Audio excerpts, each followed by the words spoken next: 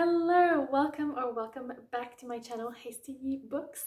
I'm Camila and today I'm sharing with you my plans for April. I'm in the middle of doing the reading for the long list of the Women's Prize for Fiction for this year, and I'm almost halfway. Let's just leave it at that. So I was hoping to read potentially 8 books in April. That's going to be a lot, mostly because we're going away to England for Easter. I'm going to Ireland for a week with work, so I don't know how much I'm gonna manage. But I still have hopes. This is a pile of possibilities, you know? That's what these videos are for. They're not for actually achieving, are they? So 6 of the books are on my TBR and I'm hoping to actually read them. There's 2 maybes. And then there's 2 other books that I might also get to that aren't related to the prize. First and foremost, I have 3 audiobooks. Usually audiobooks I can get through. We'll see while traveling how easy that's going to be. But I have the audiobook for Demon Copperhead by Barbara Kingsolver. That is a really long one, so we shall see how far I get with that one. And I'm not really looking forward to it, I have to be completely honest, so we shall see. I have I'm a Fan by Sheena Patel. That's a really short one. I'm hoping I can listen to it for a day and be done. And then I have the audiobook for The Dog of the North by Elizabeth McKenzie. Which, yeah, I actually got a hold for the physical book in the library, and then I got the audiobook, so I was like, I think I'll just listen to it. I also got, literally today from the library, I got Memphis by Stringfellow, so I'm quite excited for this one, although I've been hearing some weird things about it lately. But yeah, I'm still kind of keen to read this. So that might be the one I start with tonight or tomorrow. I also got Glory by NoViolet Bulawayo, which I keep calling No Glory. I'm sorry for that. It was a bit of a mistake where I put a hold on all the copies of Glory in my library because they had 2 different entries. And when I got to the library to pick up my hold, all the copies were there waiting for me, and they were like, do you only want one? And I was like, yeah, I'll just take the paperback because it'll be easier to bring with me on a holiday or something. But yeah, so I've been hearing some mixed things about this one as well, but I'd like to read it. I also have an ebook for Homesick by Jennifer Croft. I actually started reading this one. I thought I would have finished it by now, but I focused on the physical books I had from the library, which I needed to return. And I will try to finish it this week, but it's kind of dealing with a lot of things that bring me anxiety, so I will see how I approach it in the weeks to come. It's quite short, so I'm hoping I can get through it quickly, but it hasn't been the case up to now.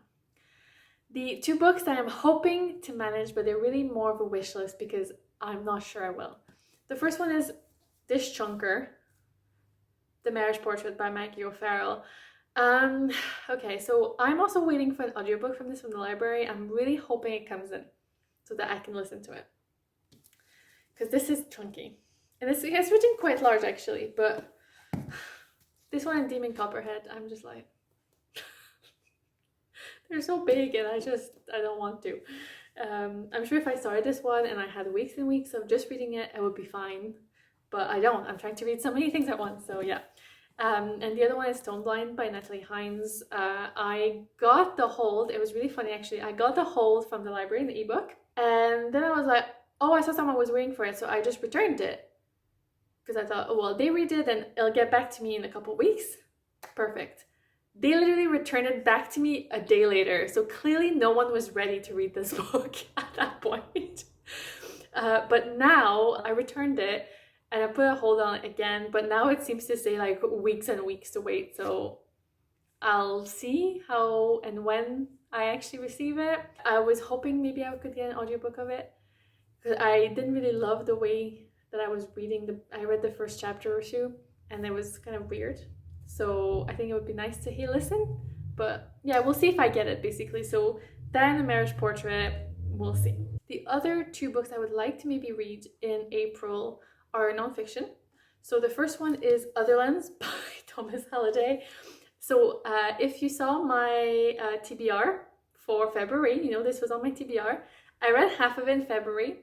It reads really slowly. It's really, I don't want to say boring, but it is arduous to read, I find, but very fascinating. Sometimes I'll be like, oh my god, this era, and my husband studied kind of geography and stuff like that, so he's just like, oh yeah, and I'm like, I don't know any of it. So it's kind of fascinating, but yeah, it's difficult when you don't have much of science background. Anyway, I read the first half. Someone was waiting for it, so I returned the book to the library, and it's just got back to me. I will do my best. I'm gonna try. I have like 100 and God, I do have 200 pages left. No, okay. No, just 150. So basically the last 80 pages are notes and references, because this is nonfiction. So I will try my best to get this done before we go on holiday in a few days. We'll see how that goes. It took me 3 weeks to 150 pages, so, and I'm trying to read the other 150 pages in like 4 days. We'll see. Yeah, maybe my books for the Women's Prize will wait. I will try to finish this before we go so I can return to the library, because I will be away for a week and a half at least. So yeah, so that's my plan. We'll see how that goes. The second one is Feminism is for Everybody by Bell Hooks. This is kind of a short nonfiction that I've been interested in reading, and also I think it might be interesting for my PhD, so it's kind of 2 in 1. We love that. I've also recently found a book about almost a topic that I'm interested in. Like, it's a nonfiction that's just come out. I think I got it through bookshop.org. It was in one of their emails of interesting books that have just come out, and I was like, marking that one because that is up my alley. I may have access to that audiobook as well in April, so we'll see about it. I think amongst all of this, I'm definitely going to need a light read, a romance, something that I don't have to think or hear about, you know, horrible abuse. So I'm currently listening to The Stand-In by Lily Chu, and I think it's narrated by Philippa So. So I will probably be finishing that in April. So that will be one of my light reads, but I'll probably pick up something else as well along the way, just to kind of have a breezy listen. And yeah, so these are my plans. It's probably quite a lot because I also am doing quite a lot of my PhD as well, and traveling, as I said. We'll see, but it's kind of exciting. And now that it's spring, I just feel like the light is helping me have more energy. I feel less lethargic in the winter, so that's good. But anyway, so these are my plans for April. Let me know in the comments what you think, if you read any of them, which one, you know, do you think I won't read? What are you reading in April? Let me know what your plans are. And as always, thank you so much for watching, and see you back. Bye.